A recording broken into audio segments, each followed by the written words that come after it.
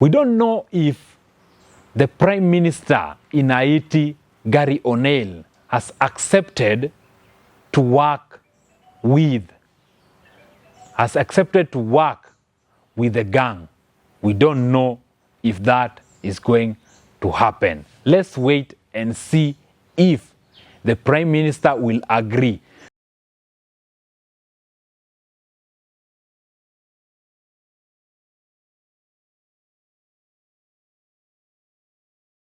Barbecue, the leader of the G9 in Haiti, and the leader of the GPEP, the gang leader that are in Haiti, have decided to sign a peace treaty on how they are going to work together and avoid violence and war in Haiti, and to live in harmony, peace, and unity prevail in Haiti. It's amazing to see that Barbecue and the leader of the GPEP deciding to work together and declaring that they are going to stop war and soldier on and talk with the Prime Minister. How did this thing all started? Hello guys, welcome to my YouTube channel. Thanks so much for the support. Thanks so much for the love. Nyini watu true sana. Guys, you have been grateful. You have been Thank you so much. Thank you so much. If not for you guys, we could not be here. If not for you guys, the support, the love, it's amazing. It's really amazing. The comments, amazing. On to know today's story is about the Haiti. It's about the international news in Haiti. Quick updates on what is happening in Haiti is that the leader of the G9, who is Barbecue, Jimmy Cherize, and the leader of the GPEP, that is a gang that were found in Haiti, have decided to sign a peace treaty on how they are going to stop violence and all onwards. How did this thing started? You know very well that in the year 2021, there was assassination of Jovenel Moise, who was the president of Haiti, was killed by the leader of the GPEP. The unity between the GPEP and the leader and the G9 gang was headed by Jimmy Cherize. That day, Jimmy Cherize was the head of police, and he used to work for Jovenel Moise, the president of Haiti those days, who was assassinated.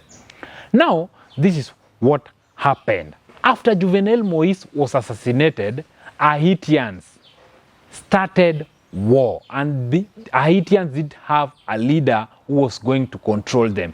Haitians didn't have a leader who was there for them, and the president. They didn't have a prime minister, they didn't have a president.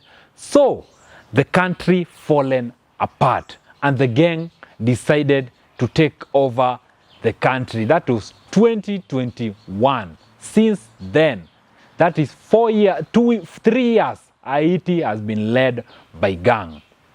After the arrival of the new prime minister, who was not involved in any politics, was called as Gary O'Neill. He didn't involve himself in politics, so he decided to do this because he had love for Haiti. He used to live in the US, so he came back and decided that he wanted to fight for the country. The gang didn't want any political leader to control them, any political leader to lead them. So they were very happy after the arrival of Gary O'Neill. Barbecue, the leader of the G9, came up and said that he wants peace, and he wants dialogue with the Prime Minister Gary O'Neill. But there's no feedback up to now. But on Friday, Jimmy Cherize decided to sign a peace treaty with the GPEP gang so that they can work together. The question over here, the GPEP and the G9 have been able to come together and they are going to work together. Do you think signing the peace treaty between the GPEP and the G9 is going to solve violence in Haiti? Because we don't know if the Prime Minister in Haiti, Gary O'Neill has accepted to work with the gang. We don't know if that is going to happen. Let's wait and see if the Prime Minister will agree.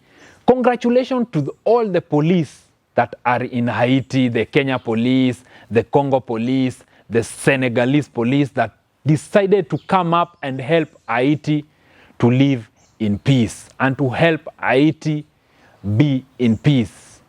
What have the police done since they got to Haiti? First thing that the police have done is that they have been able to restore peace in Haiti by rescue the port, the airport. That is the first thing that they did. The second thing that they did, the biggest hospital that was used by the gang to put people hostages, the police were able to take it away from the gang. Is that the reason why the gang have decided to come together so that they can work together to fight the police? Or this peace, is it a peace or they have signed agreement to work together to fight the police? So that is what people don't know, the reason why they have decided to work together as a gang. It's very hard. It is very, very hard for the Prime Minister to trust the gang for what they have done in Haiti. So it's very, very hard. So that is the reason why Gary O'Neill, the Prime Minister of Haiti, a dialogue with any gang. That is just a breaking news. But the gang, the two big gang, they have signed a peace treaty together. Is it for working together to fight the government, or is it work together so that they can approach the Prime Minister together? What has really happened? So that is something that we don't know.